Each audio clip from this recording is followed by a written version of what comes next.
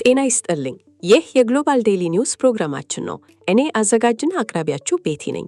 ዛሬ ቀን ግንቦት 5 2018 ወይም በዩሮፒያን ካለንደር ሜይ 13 2026 ነው። በዛሬው ዕለታዊ የዜና ወጃችን በኢትዮጵያ የተከሰተውን የድርቅና የምግብ እጥረት እንዲሁም የዓለም የገንዘብ ድርጅት IMF ማስጠንቀቂያ፣ የእንግሊዝን ፖለቲካዊ ማዕበል፣ የዶናልድ ትራምፕን የቻይና ጉብኝት፣ የሊባኖስን ጦርነት እንዲሁም የካናዳን የውስጥ ፖለቲካና የኢሚግሬሽን ዜናዎችን፣ በተያያዘ ዜና በእስራኤል የድሮን ጥቃት ስለተገደሉት አባትና ልጅ እንዲሁም በትምህርት ተቋማት ላይ ያነጣጠረውን የሳይበር ጥቃት ጨምሮ ሌሎች ዓለም አቀፍ ፖለቲካዊ እና ቴክኖሎጂያዊ ዜናዎችን በስፋት እናስሳለን። አብራችሁን ቆዩ።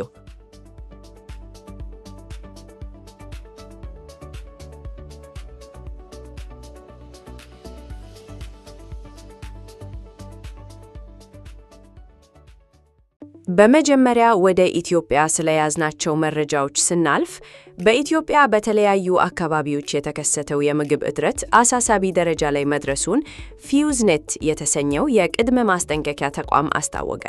በተለይም የሴፍቲኔት PSNAP ፕሮግራም ከጥር ወር ጀምሮ በመቋረጡ በሚሊዮን የሚቆጠሩ ዜጎች ለከፋ ችግር መጋለጣቸው ተገልጿል።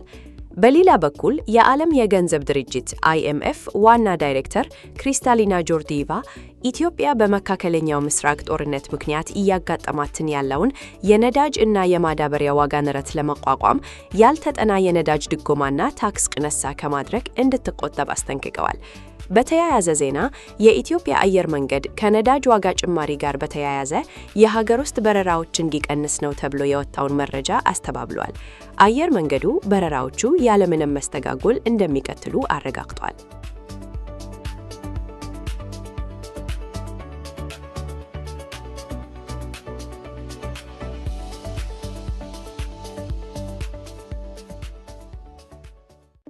በመከተልም ወደ አውሮፓ መረጃችን እናቀናለን። በእንግሊዝ ፖለቲካ ውስጥ ጥልቅ ማዕበል ተነስቷል። ጠቅላይ ሚኒስትር ኪር ስታርመር ከባድ ጫና ውስጥ ወድቀዋል። የሌበር ፓርቲ በአካባቢ ምርጫዎች ባጋጠመው ታሪካዊ ሽንፈት ምክንያት 4 ሚኒስትሮች ስልጣናቸውን የለቀቁ ሲሆን ከ80 በላይ የፓርላማ አባላት ጠቅላይ ሚኒስትሩ ስልጣን እንዲለቁ እያጋቡ ይገኛሉ።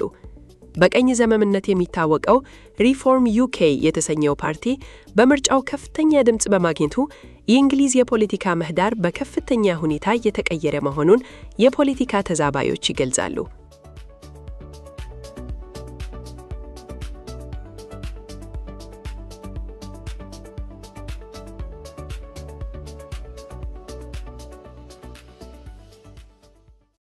በሌላ በኩል የአሜሪካው ፕሬዝዳንት ዶናልድ ትራምፕ ከዛሬ ጀምሮ ሜይ 13 እስከ 15 በቻይና ይፋዊ የሥራ ጉብኝት ያደርጋሉ። ከቻይናው ፕሬዝዳንት ሺ ጂንፒንግ ጋር በሚኖራቸው ቆይታ በአሜሪካና ቻይና የንግድ ግንኙነት፣ የታይዋን ጉዳይና በመካከለኛው ምስራቅ በተለይም ከኢራን ጋር በተፈጠረው አዲስ ጦርነት ዙሪያ ይመክራሉ ተብሎ ይጠበቃል። ከመካከለኛው ምስራቅ ሳንወጣ በሊባኖስና እስራኤል መካከል ያለው ጦርነት አሁንም እንደቀጠለ ነው። የተባበሩት መንግስታት ድርጅት እንዳስታወቀው ጊዜያዊ ተኩስ አቁም ቢታወጅም በቀን ከ100 በላይ የአየር ድብደባዎች እየተፈጸሙ ሲሆን የሰብአዊ ቀውሱ በእጅጉ ተባብሷል። በእስካሁኑ መረጃ ከ2800 በላይ ሰዎች ሕይወታቸውን አጥተዋል።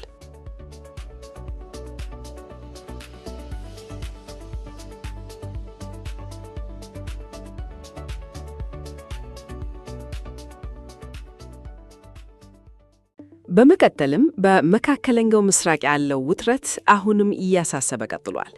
የእስራኤል ሰው አልባ አውሮፕላን ድሮን ባደረሰው ጭካኔ የተሞላበት ተብሎ በተገለጸ ድርብ ጥቃት ደብል ታፕ ስትራይክ አንድ አባትና የ12 ዓመት ሴት ልጁ መገደላቸው ተዘግቧል።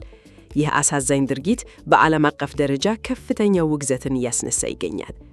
የዕለቱ የቴክኖሎጂ ዜናችንን ስንመለከት ደግሞ በዓለም ዙሪያ የሚገኙ ትምህርት ቤቶችና ዩኒቨርሲቲዎች በስፋት የሚጠቀሙበት የካንቫስን ሶፍትዌር በከፍተኛ የሳይበር ጥቃት ምክንያት መስተጓጎሉ ተሰምቷል።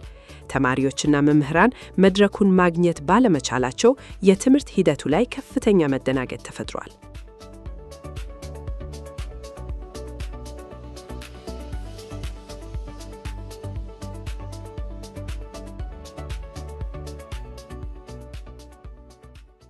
በመጨረሻም ወደ ካናዳ ዜጋዎቻችን ስንመለከት በርካታ ካናዳውያን የፌዴራል መንግስቱንና የጠቅላይ ሚኒስትር ማርክ ካርኒን አብላጫ ድምፅ በመቃወም የ2026ን የህዝብ ቆጠራ ቅጽ አንሞላም በማለት ተቃውሟቸውን እያሰሙ ነው። በሌላ በኩል የካናዳ መንግስት በተለያዩ አነስተኛ ከተሞች ያለውን የሰራተኛ እጥረት ለመቅረፍ በማሰብ በአገሪቱ ለሚገኙ 33,000 ስደተኛ ሰራተኞች ፈጣን የመኖሪያ ፈቃድ ለመስጠት የሚያስችል አዲስ እቅድ ይፋ አድርጓል። በተያያዘ ዜና የካናዳ ጤና ጥበቃ ሚኒስቴር ወጣቶች በብዛት የሚጠቀሙትን የኤሌክትሮኒክ ሲጋራ ጣዕሞች በመላ ሀገሪቱ ለመገደብ የገባውን ቃል እስካሁን ባለማክበሩ ከጤና ባለሙያዎች ጠንካራ ትችት እየቀረበበት ይገኛል።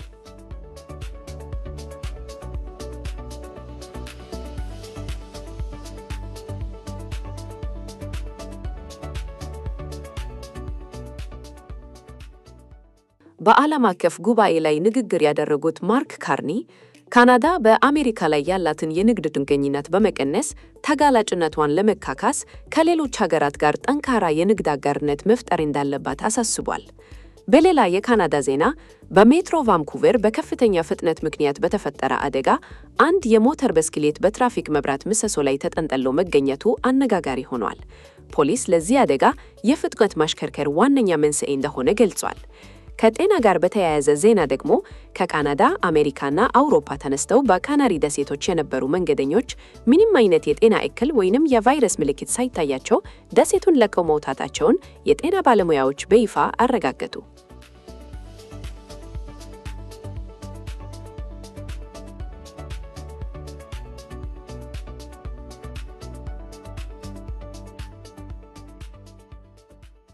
የዛሬው ግሎባል ዴይሊ ኒውስ ዝግጅታችን ይህንን ይመስል ነበር።